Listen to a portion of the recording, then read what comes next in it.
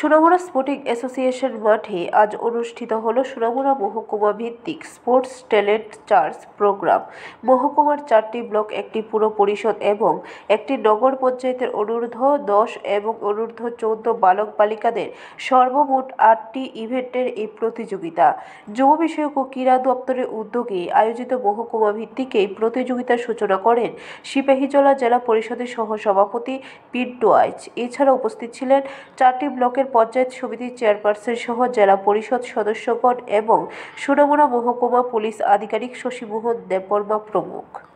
এটা বিভিন্ন ব্লকের যারা ট্যালেন্ট তারা আজকে এখানে খেলায় অংশগ্রহণ করে তাদের প্রতিভাকে তুলে ধরে সামনে জেলা ভিত্তিক এবং রাজ্য ভিত্তিক তারা সেই প্রতিযোগিতায় অংশগ্রহণ করবে। আমি তাদের সাফল্য কামনা করছি।